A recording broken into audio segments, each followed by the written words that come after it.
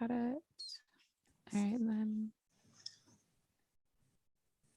All right. Hey, guys. It is Monday morning, and we're super excited to be live with another episode of the Colleen Gallagher podcast. This is episode 88, you guys, and it makes me so excited because you guys have never heard of the gene keys. It's a phenomenal research that goes through all these gene keys of when we're born in astrology, and my gene key number is 44. So anytime it's like something of that, it makes me just so excited because I feel like I'm right on path. So if you're returning, hey. And if you're brand new, hello, welcome. We're super excited to have you here.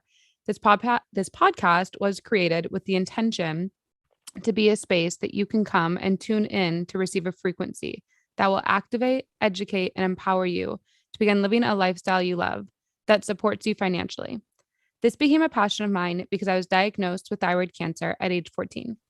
And after 9 long years of suffering, I self-healed my body, mind, and soul. So in these episodes, I bring you my own voice as well as people I meet along my journey to offer you perspective, inspiration, and real life proof that when you choose to follow your dreams, you say yes to what is inside of your heart, that you do begin to create a lifestyle that is wildly impactful, fulfilling, and abundant beyond your wildest dreams. So get ready, tune in, subscribe on the platform that you listen to this on, and make sure to leave us a review to let us know what you're loving. And you can always email us on my website, www.colleengallagher.co, to request episode topics and let us know how everything's going. And so with that, let's jump into this episode. I'm super, super excited to have a conversation with this man, and I'm going to share a little bit about him, and then we will let him share about himself. But you guys know my morning ritual. I always go to a coffee shop. It's been that way ever since I lived in New Zealand. Every morning, no matter what, I never miss a day. And you guys know I fired my old coffee shop when I lived at the Avalon because I was so bothered by something they did. And there was a brand new coffee shop that opened. They left a little, promotional material in our mailboxes. And so I go there and I'm so excited. I love the coffee. I love the vibe. It has art everywhere. And I'm like, this is amazing. And so I'm there one day and I'm looking at this art, and this man is also looking at the art. And so I began saying like, oh my God, that's so interesting. And he goes to share that he owns the art shop, and it was Blackwood Coffee Shop. And his name is Carlos Antonio. He is an art curator and interior design based in LA and New York. Carlos Antone started his professional design career at the age of 19 as a stylist at Barney's, New York, and Beverly Hills. It is there where he developed his passion for design and worked creatively with others. Industry professionals took notice and introduced Carlos to the world of residential and commercial interior design. After assisting noted designers with commercial and residential spaces, Carlos developed his signature style of composition and his own client base. This led to him becoming the design director of the Diva Group in Southern California, which houses collections by some of the finest European contemporary lines. And I might mess some of these up, Carlos, you might have to fix me on them, but Casasina, B&B Italia, and Mac Salto. Separately, Carlos has designed numerous noted residential and work office spaces. Trained in Italy under the Casanina family, Carlos developed a refined contemporary aesthetic with an affinity for antique and vintage pieces. He incorporates organic elements with clean modern lines, evoking fundamentals of the Bahanas movement. You might have to correct me on that one. Bauhaus movement. Carlos' clients have dubbed his style contemporary with soul, which is exactly why I loved the conversation I had with him. I'm excited to have him here, which makes him a perfect fit on this. And also Carlos maintains his own boutique jewelry collection, which I'm also excited for him to share about. And so with that, Carlos, welcome. I'm super excited to have you on. And I'd love to just start with like, how at age 19 did this really start? Like when you were at, working, and what made you start to see to have an eye for design or interior design, and what inspired that cultivation within you? Well, first I want to thank you for having me on. This is great. And I love how serendipitous is that we met. It was very organic. And I feel like, how sometimes you feel that you're meant to meet somebody in life for whatever reason that is? Because I'm usually in and out. And then you asked me a question, and then it kind of developed that. We have like a really in-depth conversation, actually. We did, yeah. I've talked about you on the podcast before and saying like there was like a thing, and I was like, you guys, I can't wait to have him on. So they kind of know a little bit about you in the conversation. Yeah, and then learning about your story too, and how you got to where you got, and we talked about your beautiful coins that Mm-hmm. I acquired for one of my friends. By the way, she loved it. She cried, and I told her because you wrote her that beautiful note as Yeah. well, and then the energy just that that coin holds. So yeah, so it's great that we're having this conversation now. Yeah, I'm excited. And yeah, for those of you, I know most of you know, but I have that magical activation coin and it's the unicorn and the dragon representing the light and the dark, the yin and the yang. And it's perfect to like put below like your water or like your laptop. It just infuses like abundance and beauty and just imagination wherever you are. So anyway, that's the coin he's referring to. And I guess I'd love to share. We can talk about the coffee shop first, but I think backing it up before that, because your coffee shop, you have these different artists that you collaborate with that come in and every month you change the artist, I think it is. But what before that at 19, like from your bio, what really got you into that eye of design? Like what made that exciting for you? Like what made that like something where you started to develop a passion and a practice for seeing this that obviously has built you an incredible career doing this? I it started really young for me. I remember that I must have been maybe 11. I had this really deep connection with my mom, so I would always be with her, and anytime that we would buy furniture or there was a new addition to the house as far as decor, I would always be involved in the process. I was opinionated at 10 already. That's so my amazing. mom and I, that was our bonding, like cooking and being sort of like inspired by aesthetics. So I started picking out furniture with my mom. Where every time we would get new furniture for the house, during Christmas, I would do the tree. So she knew at a young age that I had an affinity for design and art. So she kind of nurtured that. Mm. So I kind of started that. I took art in school. And then when I was about 16, I lied and went to apply at Neiman Marcus. I told them I was 18 in Beverly Hills. So I started working there in the Epicura section that sold exotic chocolates. And then I loved being there because I love the environment, fashion. So when I started my senior year in high school, I applied for a job there. So I would start working there right after. So they gave me a job working in the houseware department. So I started learning about housewares and like silver and from there I got scouted to from a manager at Barney's New York and Beverly Hills. And that's really when everything started.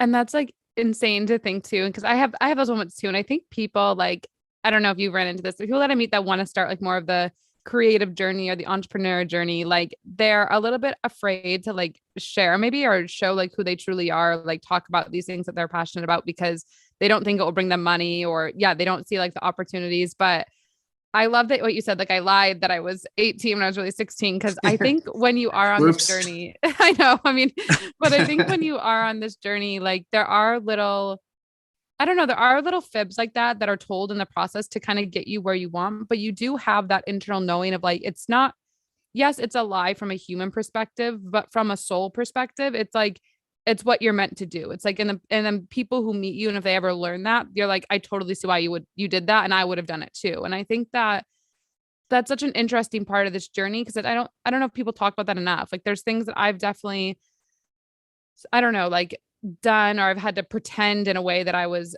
like a more of a when I first started out in sales, like I had to pretend I was more of a salesperson than I was. You had to like add all these things to your background, which I have now, but I had to kind of like find ways to sell yourself when you didn't have a lot in a way. And when you, I guess when you practice that, that gets you in the door and then you perform and you get results, then people notice you and things, then you don't have to do that anymore. But I think that isn't kind of an interesting part when you first start out, I guess. Like, did you ever think like, will this come back to bite me or is this going to be bad? Or did you always just have a No, knowing it was the right thing?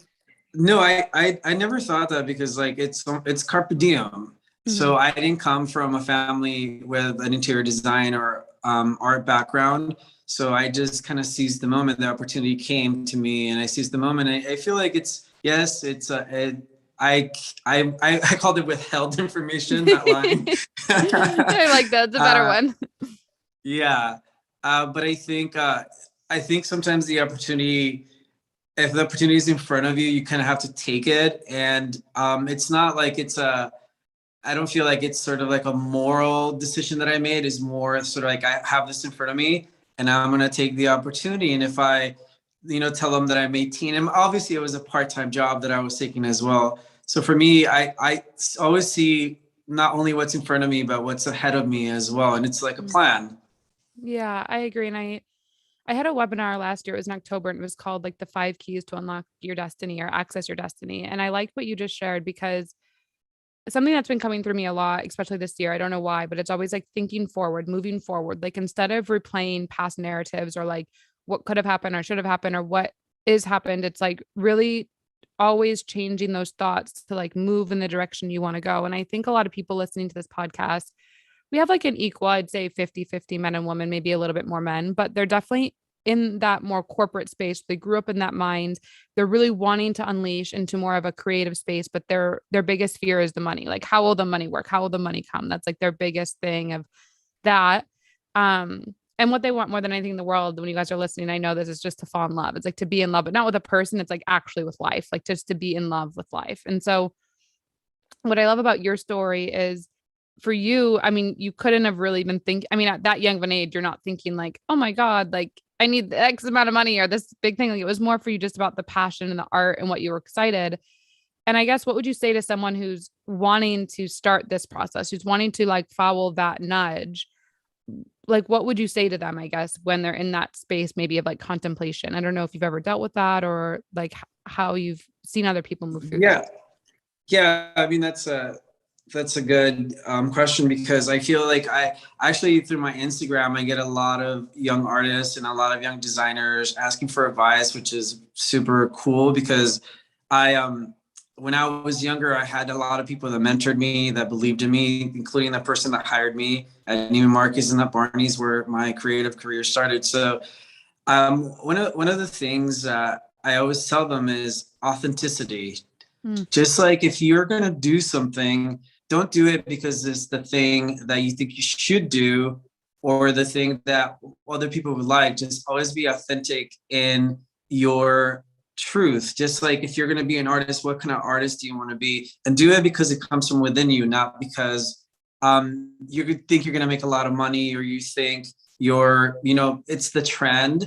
Because I feel like when you're authentic, people just connect with you because mm, they see that there's no wall, there's no sort of veneer. It's sort of like you're exposing themselves, especially in the art world. Obviously in the, mm-hmm. business world, quote unquote, it's a different thing. But as far as being an artist and interior designer, that's one of the things. And just put yourself in an environment that will nurture that as well. Mm. Make sure that you are surrounded by people that support you and your art and your authenticity, your truth.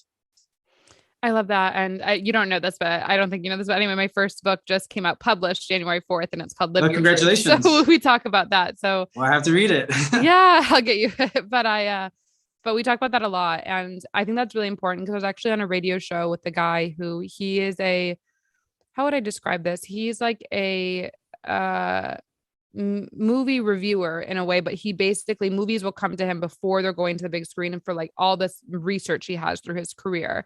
And he talked about that and he was saying one thing when we were all on the interview, it was like three of us, but he was saying one thing Colleen's done, even though she's much younger than us, is like being authentic. And I love that you said that because I think even in the business world, like even in sales, it's still authentic. Like we did live in a world where you had to hide and negotiate and all these things, but I do feel there is a way in business and sales and whatever that you're doing and art to have a win-win-win. Like it's a win for me, a win for you, a win for us. Like I really believe that. And if we could come to the table that way every time, I think things would be a lot different. And sometimes we just have to realize this isn't a win-win, this collaboration or this whatever it is that we're trying to do isn't going to be a win-win-win. So it's just not the timing and walk away. And I think people are so afraid to just be authentic or be honest because maybe it's not going to be good enough or rejection or all these things. But I do have a really strong belief that when you are just true to you, authentic to what's inside of you, like your emotions, that energy inside of you is like the source of your life in a way. It's like a source that's greater than you that's cultivating those because energy can't be created or destroyed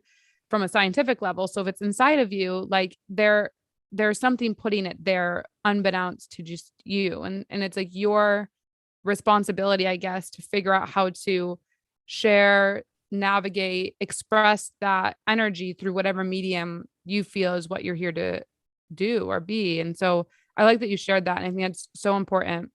Um, and so something else I'd like to talk about with kind of your industry and your career. What do you think's been the most like challenging part where you've been like, oh my God, this is just so frustrating. I don't know. Like, what was that? Have you ever had that in your industry, or you've never really experienced? No, definitely. Yeah, I feel like anybody that owns their own business, they always go through growing pains. And I'm lucky enough to have my hooks in different things like the coffee shop, the art. So they all have their assets and they all have their drawbacks. But as far as, I guess I'll talk about the art world because the art world is a very interesting world because you have the artists, some of them are established, some of them are just beginning to, and there's the people that buy the art for investment, and there's the people that buy it as currency and then just buy it and then turn it over like it's money. I think that for me has been the hardest part to understand because as an artist, I consider myself an artist as well. I connect more with the artists than the people that are on the business side. Because for me, I have 3 artists under me that we're collaborating. I'm sort of guiding them and how they should produce the art. And it's a collaboration where we sit down and we brainstorm because at the end of the day, it is a business and you want this to be sellable. So there's all these moving parts where the artist can produce something, but then the people that are buying it are not connecting to it. So I'm the middle person because I've been in sales all my life. Neiman Marcus, I was at Barney's, New York I was 18 from, I don't know, 2000 actually to 2006. So there I learned everything like about fabrics, construction of things, everything sartorial. So that for me, as of now, because the galleries are new, the galleries were an extension of my interior design business because I curated. When I do interior design, I curate everything. I curate the rug, the chairs, the objects, the art. A lot of interior designers have art consultants that take over once they're done with their part, but I kind of do everything. So that's where the galleries came. But I guess that, going back to your question, that would be the hardest part. How do you nurture this sort of like the authenticity of the artist, how they're pouring their souls into what they're making, and the business side where it's like some people it's just like money, money, money, money, money. Yeah. And I am trying to find that balance right now. And I think we're in that point in the world where we're trying to find that balance because like you're kind of what you're speaking of is like the arts and the science. It's also like education versus entertainment, which is also like masculine and feminine. And I feel like we all are kind of asking, like in the world, I feel like this has happened for this balancing effect. So it's not so separated or into 2 categories. And so it's kind of really cool way, but it definitely would be a challenge because you're dealing with extremely different mindsets, extremely different cultures, extremely different intentions of their life, of why they're here. And you're almost like a negotiator in a way. Yeah. like a conscious negotiator. Yeah. So it's like, and what would you say like really got you, I guess, in the niche of contemporary with soul? Like what was the moment when you feel like that really happened for you? I worked for a company called Casina that was based out of Italy, and I traveled to Italy.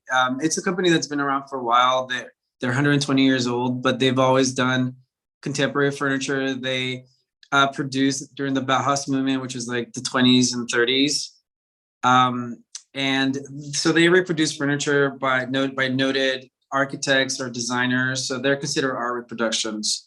So I was indoctrinated into that. Italy, New York, and LA. So that was my foundation. So that was the modern part, and everything that they make has provenance. Like if you were to see a chair, you're like, oh, I've seen that chair. I recognize the chair. And they were the matrix of that because it was designed through the decades. So I got my base there, and then contemporary and modern can tend to be a little sterile at times. So for me, I like a warm environment, and I think I like the dichotomy or the juxtapose of having something that's very modern with like a really nice antique rug, or I find vintage pieces that I incorporate into the compositions and the art. So everything looks sort of, it looks contemporary, but it also looks like it's been around for a while. And that's where the soul part comes in. I love that. And I definitely, yeah, if anyone, I'll definitely leave your handle. Everyone needs to go look at Carlos' Instagram. It's like you go there and you feel like it's like a, what's that I call it, like an aesthetically pleasing magazine that's like been curated over life, but it's like so beautiful. So I definitely can see that. And when I read that about you, I just having that one conversation, I definitely feel that's you. I mean, I think you maybe don't even know, but I think one of the things, and I hope people get this from listening to you, is what you're really good at is you really do care.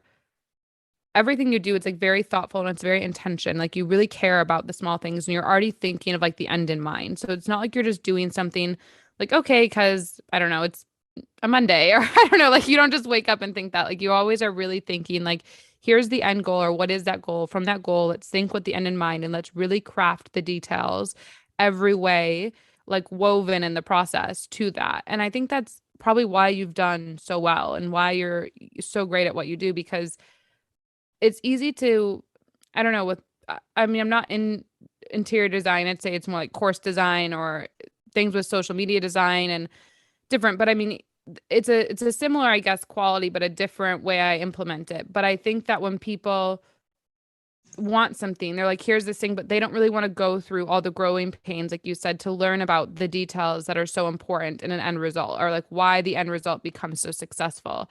And so do you think that you went through a lot of failures or mistakes to realize the importance of the details, to realize the importance of this process, or did you kind of just pick it up intuitively? I think because I did, so the going to the jewelry part, because I mean it feels like I have Yeah. doing everything, which is kind of funny. So when I was at Barney's New York, I was going to school for art and I started casting jewelry. And then I um I started wearing it, and then the stylist that would style like all the celebrities would be like, "Where'd you get that?"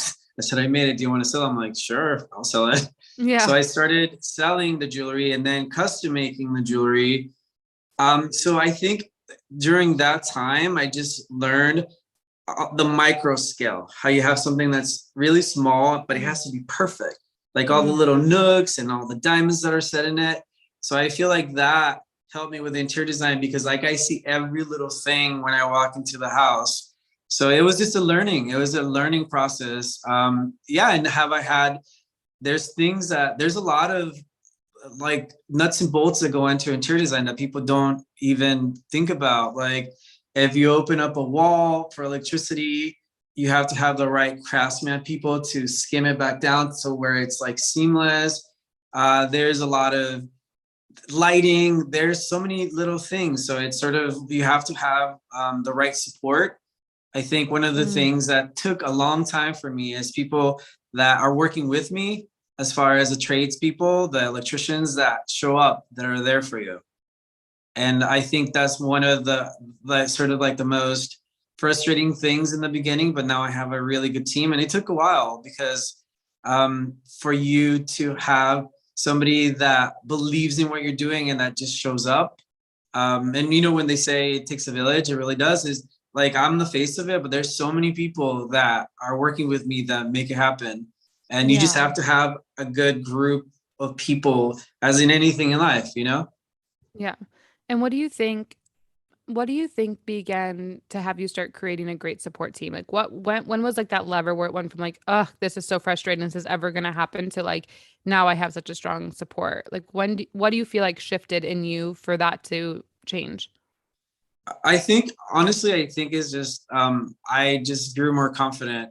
And I Mm. feel that when people see that you are confident, they believe in you and then they know that you're going to show up as well.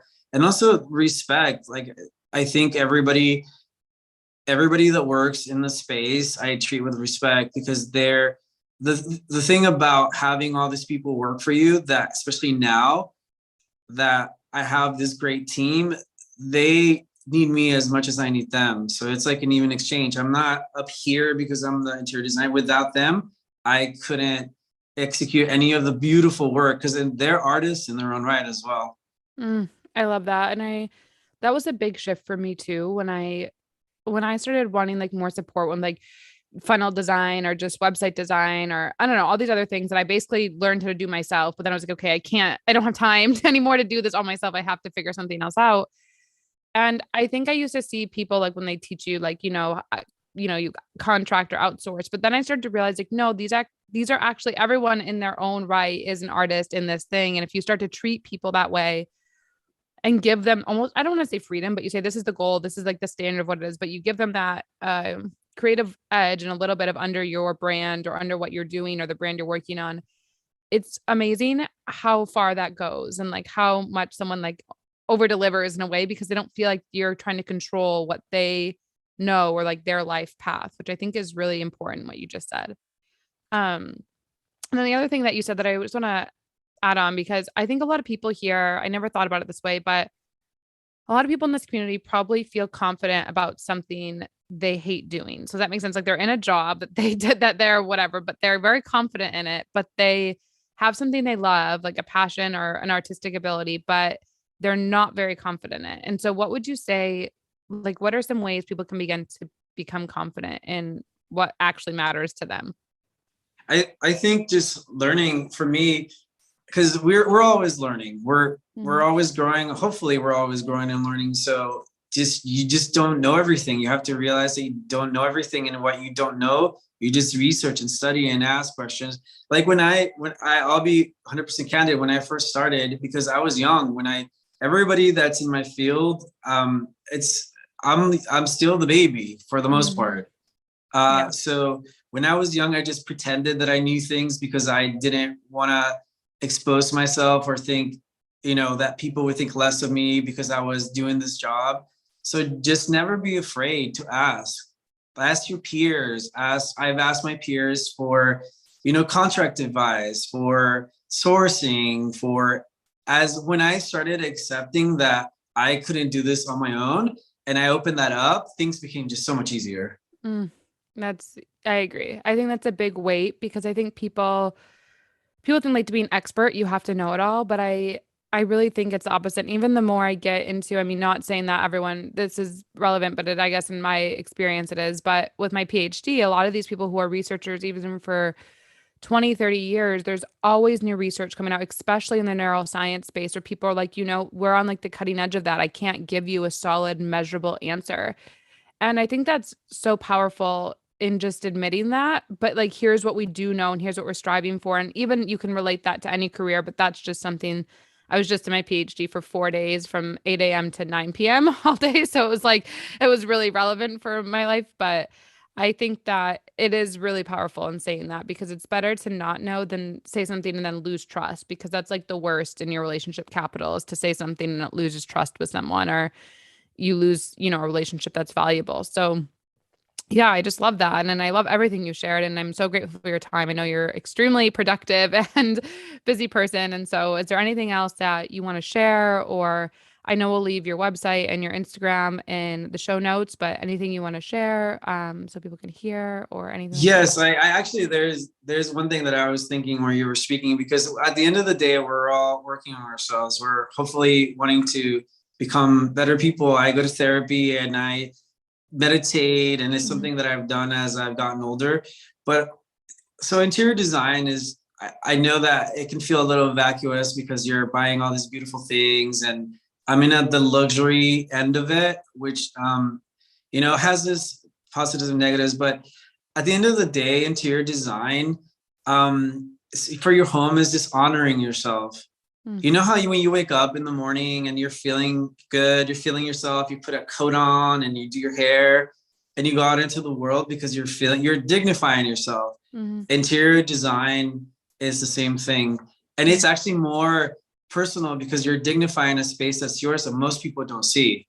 So I feel like waking up, and I think taste and money are binary.